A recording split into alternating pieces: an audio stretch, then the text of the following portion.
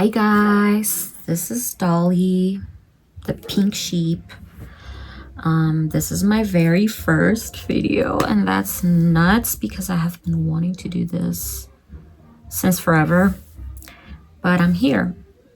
No more excuses, not the perfect setting, nothing special or crazy, but one has to start from whatever, right? Whatever we have available at the moment. It feels crazy, but such a relief. And yeah, I want to introduce myself as an artist because that's really what I am. When you're an artist, it's just really hard to, first of all, take yourself serious because it has to be you first. If you're not that person and you don't have the support from your family, it's just really hard. And that's what happened to me. I was just not confident enough. My family was not there to back me up and stuff like that. So it's just really hard, but I'm 30 now. 30 and flirty and thriving. 30 and flirty and thriving. 30 and flirty and thriving. And it still messes with my head. So yeah, I think this is a calling. Like, girl, you just have to accept it. You're an artist, and Please, I'm a star! whatever. It'll have to be part of your identity, whether people around you like it or not. So yeah, I accept myself fully now, and I can finally say that I will do it. I will do it no matter what. Like, I have not been putting music out there for the same reason, you know, because when you don't feel confident as an artist, everything becomes so much harder. You have no idea how confidence... Oh. You have no idea how confidence. You have no idea how confidence. Oh. Whoops. Okay, I'm back. Sorry about that. Forgot to mention this little detail. I am a mom, and I love it. I'm very happy to be a mom, but of course, I will have my attention divided. So excuse me for that. I decided to try these on. I'm not sure if they look cute on camera, but it's really hard to describe myself briefly because there's so many things I want to tell you guys since a long time ago.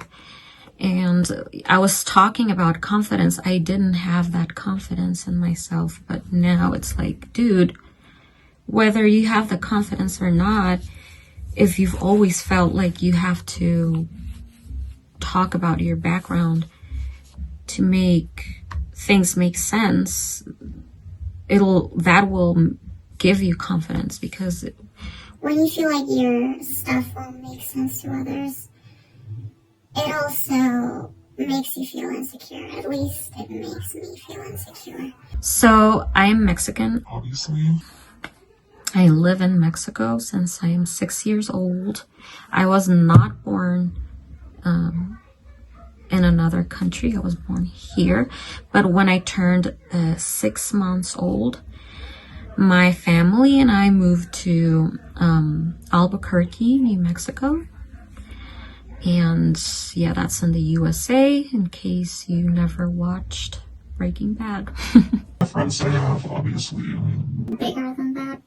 Is there anything else in Albuquerque? Where was I? I was talking about living in Albuquerque. Yeah, when I was 6, we moved back to Mexico, to the capital of the state of Chihuahua.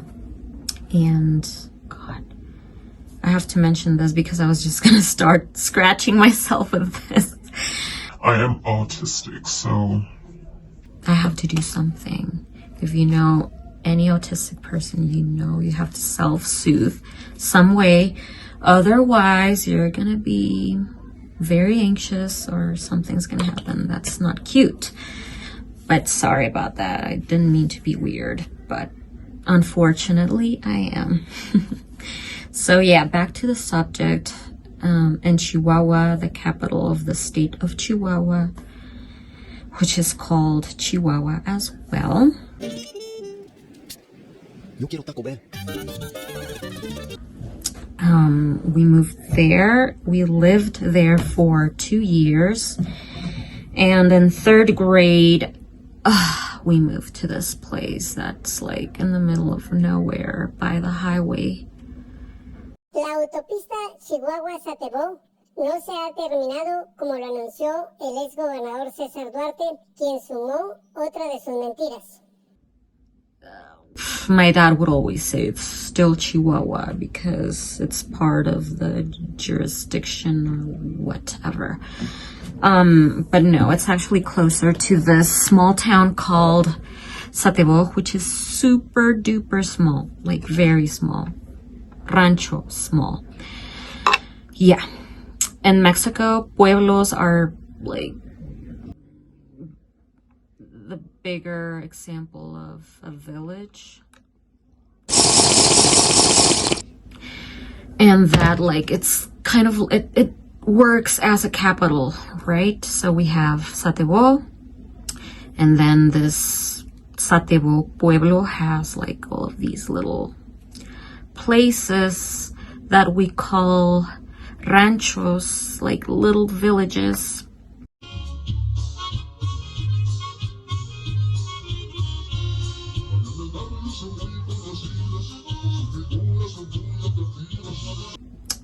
And they're part of that jurisdiction, I guess. They have a smaller government there, a smaller government system because Mexican territory is very geographically big. It is. It's so big. We need it somehow.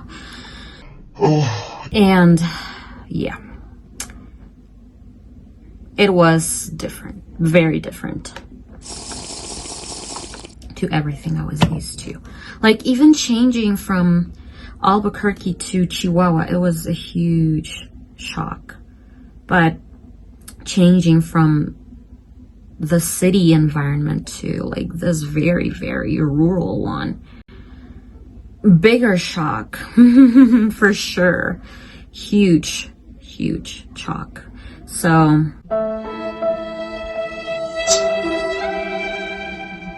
it obviously changes you, of course. How is it not going to change you? Even like some words they would use, I would not understand. We were speaking Spanish. And I'll go to the language thing in a minute because I'm speaking in English right now, right? And also I want to explain that. But yeah, I was there we were there for how many years? Until from 3rd grade till 7th grade. Yeah. Anyways, I was 12 when my parents decided to move again. Yeah. To this other place that is also like, it works kind of like Cuauhtemoc. So it's also like a pueblo, you know, with little ranchos. And yeah, the capital, this little capital is called Cuauhtemoc. No, Santa Isabel. I'm so sorry. Santa Isabel.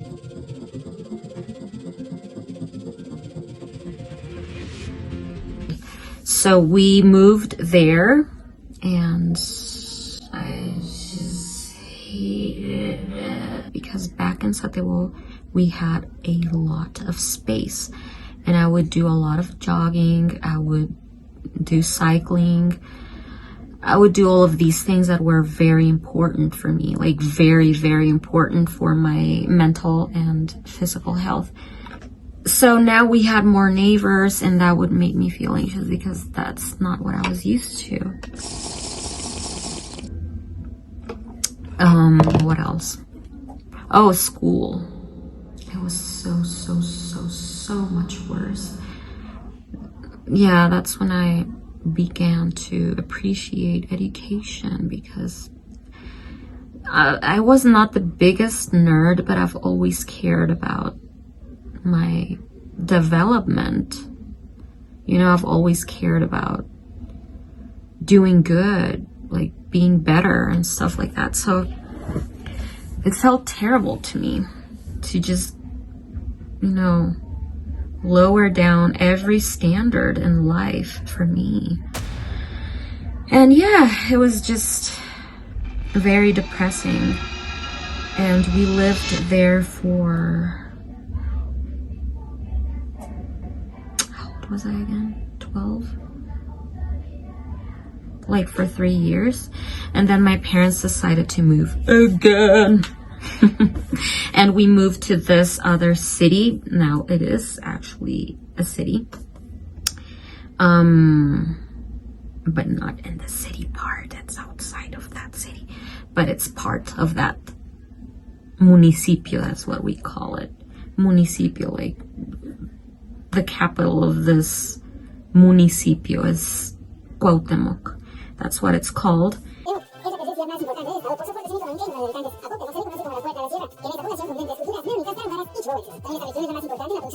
And it also has like little villages, or whatever you want to call them, that are part of it.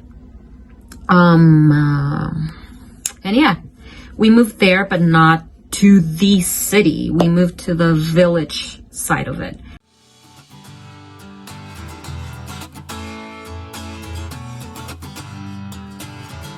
Which is nicer though, because there's this community called the Mennonite community. Okay, so this area is very economically relevant. So it's not just like a ranchito or like a little village. It's better than that, you know. Give me a sec. We moved there, and guess what? It's just a whole different culture.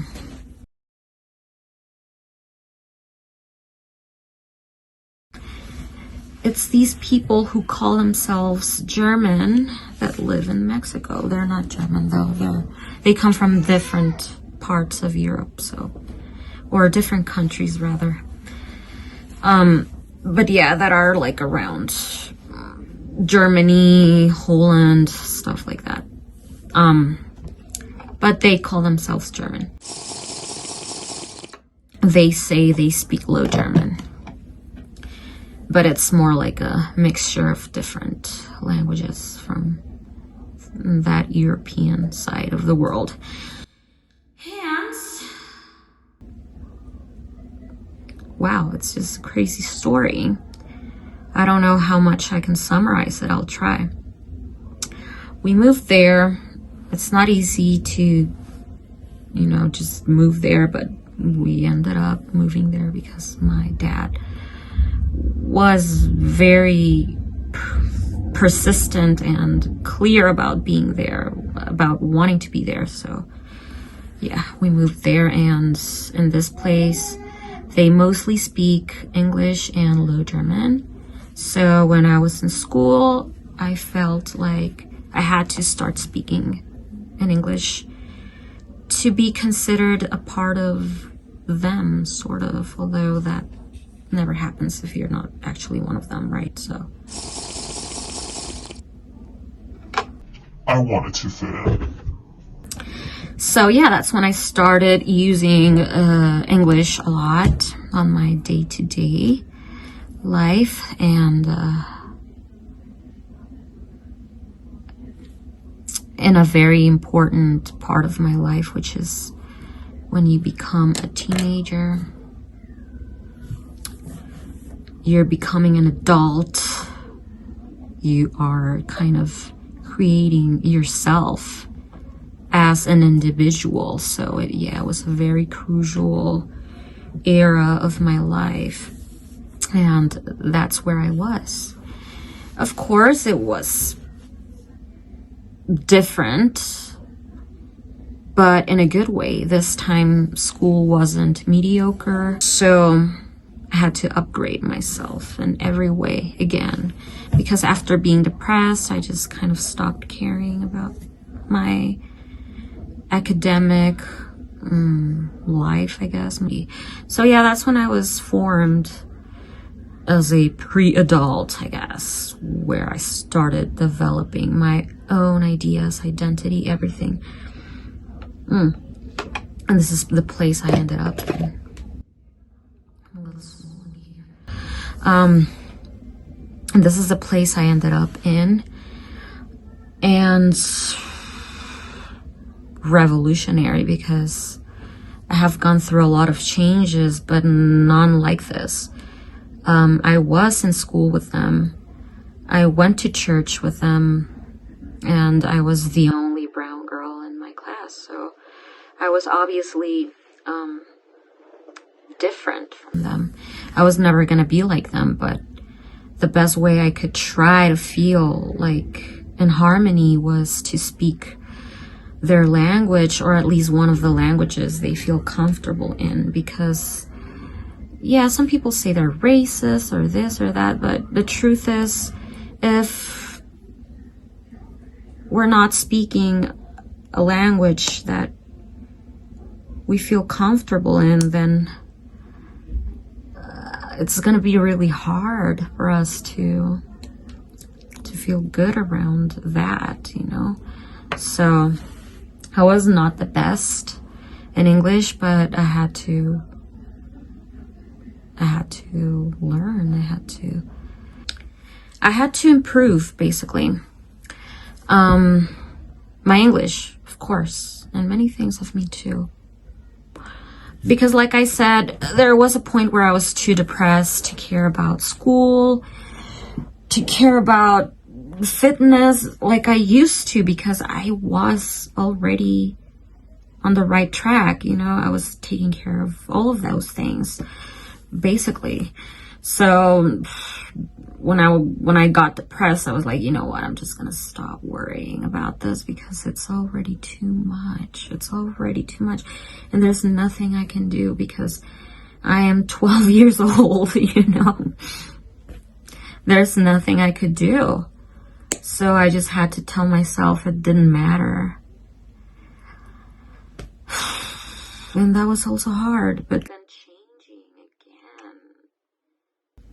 again. And having to make up for all of that myself. I had to take responsibility for something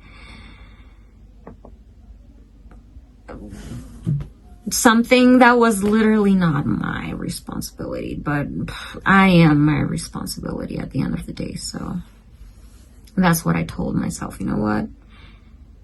Doesn't matter who was in control of the decisions or blah, blah, blah.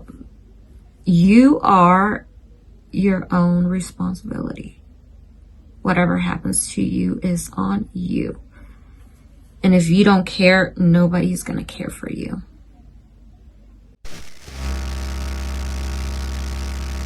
It was a hard pill to swallow, but I had to. And that's when I was like, okay, I have to improve my English. I can't skip school here. It was not an option, because if you did, they would look for you in your own house. Like, it was such a small school back then. I don't know about now, but back then it was small. They knew everyone, and they wanted to have certain amount of control over each student. So if you weren't there, everybody was going to notice, and they were going to look for you right away. So you couldn't get away with something like that. Like, yeah, you just couldn't.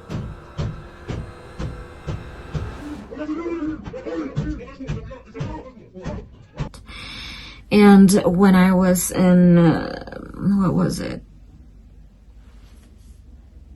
10th grade? Yeah, 10th grade. We all went to from, like, we arranged this in my community when I lived in Santa Isabel, that the ones who were interested would take a van that we would pay for.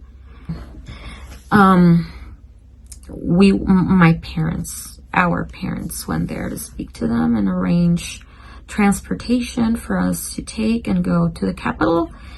And yeah, so we could actually have access to a better education, because this is like pre-university. You can't just think it's okay to stay with what this place has to offer. So the ones who were interested in this, parents gathered and took the decision upon themselves to send us every single day through this transportation from Santa Isabel to the capital, which is called Chihuahua. And we went to the city, basically from this rancho to the city, to access better education. Sorry, this part is a little funny because... Oh, sorry, I needed a sip. Come on. This is ridiculous. They wanted us to access better education, and for that they arranged all of these things. And what ended up happening is that I don't know if the rest, I think most of us did. I skipped a lot of classes. Because it was the evening schedule, and they have the worst type of children there. Like, it's like the rebels, the punks from the ones who come from the secondary school. Yeah, these kids would come from like being the worst in class probably, but that have families with resources. So they wanted to be in a good school, but instead of because they didn't deserve to be there, instead of giving them the whole thing, they would just, send them to the good school, but in the bad schedule sort of thing. And that's where I was, because it was hard to get in. So, and we didn't even live in the city. So, wow, I'm making a huge story now. Oh my goodness. Should I leave this for another time? If you are actually interested, let me know, because otherwise I have a million stories, guys. But yeah, the point is, I would skip a lot of classes, like big time. So I didn't know anything. I didn't know jack. And I was like, damn, I can't do this here. And damn, this is also my opportunity to grow. So I'm going to take it. It was very hard. Yeah, I had to level back up, because I was already there, but then all of that happened, and then, what a pain. It was hard. Now that I think about it, wow. That's why when I finished, I was so happy, incredibly happy. A lot of pressure, but diamonds are born under pressure, so. Just kidding, and also not, because it is true. You do have to go through pressure to better yourself, especially when the circumstances are not there to help you. You gotta help yourself. You really do. That was the whole point of this story thing, So yeah, I had to improve my grades completely. I had to improve my English. I had to just try to be good, because skipping school is just for bad kids, Yikes. Obviously, I was not the goody-goody, but I had to be better. Yeah, I had to be so much better. And it helped me with that. So I'm grateful. I'm very grateful for that situation, for that thing that happened there. I take it as an opportunity. I took it as an opportunity. And maybe I'm getting to see the fruit of it now. About the lack of confidence and anxiety. I had really bad anxiety, and that's why I didn't take the trip to Germany. That is like almost a ritual, or I don't know if it still is, but it was definitely very important, a very important tradition in the school I went to. So I skipped all of that because of my anxiety. I just couldn't do it. I was going through major depression. I was going through dermatillomania, trichotillomania, very ashamed of it, didn't want anyone to notice that. I wanted to stay away from people as much as I could, so I just couldn't. And even after that, I think I took my time with music because of that too. It's really hard to want to put yourself out there when you're going through these things, because I would have scabs all over my face. I think most of the time, actually. So I would try to cover them up with makeup, but it looked hideous. It felt horrible, and then I just couldn't stop doing it. That's the worst part. Even though it hurt so much, I just couldn't stop doing it. I was just picking and picking and picking on my skin all of the time, and also hair pulling until I had bald spots everywhere. It was hard. It was hard. You don't want to be out there when that's happening to you. You just don't. You know? And you cannot just heal from that by making the decision. It's definitely discipline. The only thing that gets you out of there is discipline. A lot of discipline.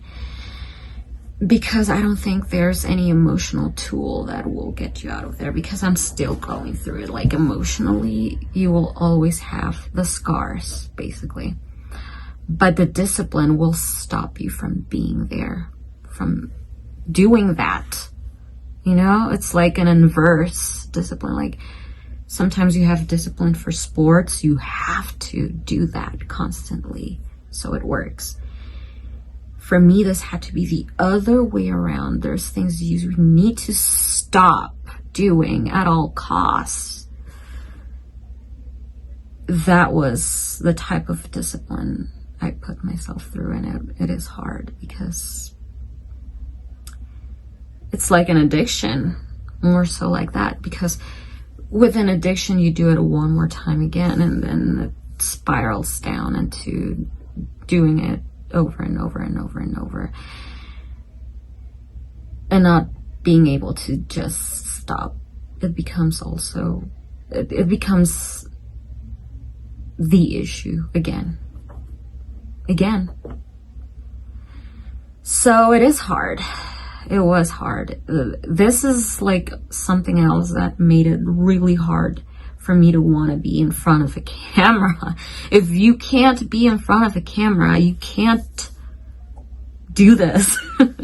Basically, that's the reality, because most musicians who become popular must be in front of a camera. If you're not confident enough, or if you're going through things like this, it just becomes, I'm gonna call it impossible, because it's it could be very destructive, very dangerous for someone who is emotionally weak. And I was emotionally weak. I didn't think I was gonna be so honest in this video, because first of all, it's really hard to summarize everything. It's just too much, you know, but for some reason it just came out, so I'm gonna let it be out there. Yeah, because I'm ready, because I'm not in that spot anymore, and I know how hard it is to be there, and I wouldn't wish that on anyone, really, not even my enemies. I don't have enemies. I don't consider myself to have any. But I know there's people who don't like me, of course. And obviously you can't trust people who don't like you because sometimes they will do things against you. So yeah, that doesn't mean I'm gonna wish them the worst that's ever happened to me. For instance, no, I would not. I would not. It felt horrible. It was a very dark place and I was a complete different person. And now I'm a mom, so I care so much about what I do now in a different way because I feel like it's an impact also on my child that is very important. Just like the decisions my parents took and had a huge impact on me, even though it was not of public knowledge or whatever. But it still did, you know, it still affected me so much and it shaped me the way that I am. Yeah. Wow, I feel weird about having shared all of this in this amount of time. I was not sure what I didn't even think I could make a video long enough, but yeah, now I think I have so many more things that I want to talk about. So if there's something you feel curious about after watching this video, please let me know. I definitely want to read that. And if you have an experience that might be similar to mine in a way, please share it. I would love to read that as well. And if you're an artist and you feel a little lost, also share that. I would love to know about that as well and reach out and see if I can help anyway. It's just a constant battle, and I feel like nowadays it's more about the image, because I feel like even influencers are taking our spot.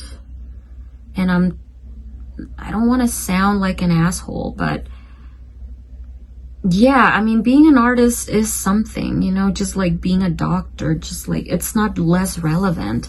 So I don't think anyone should be able to take that spot. You know what I'm saying?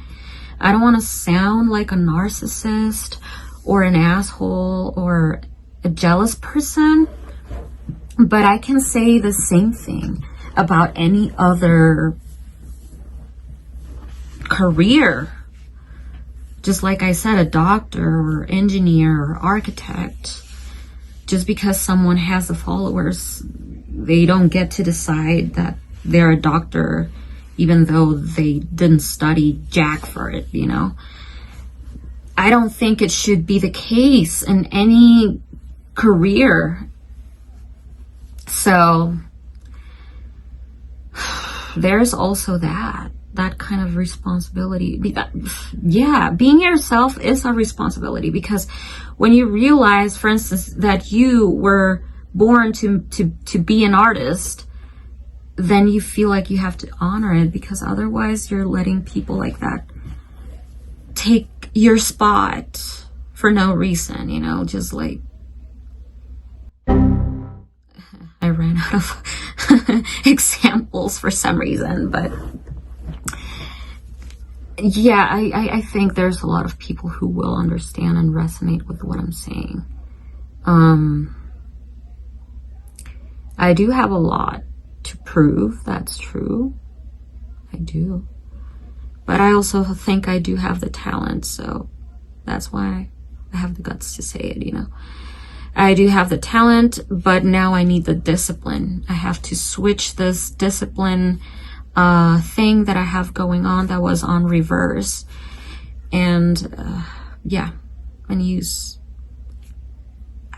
I was gonna say and use the confidence that I have, but no, I don't feel like I have the most confidence in the world. I think I am building confidence little by little, and I'm trying to get there. And I feel like there's so many ways people can overcome insecurities and stuff like that. And this is one level of it.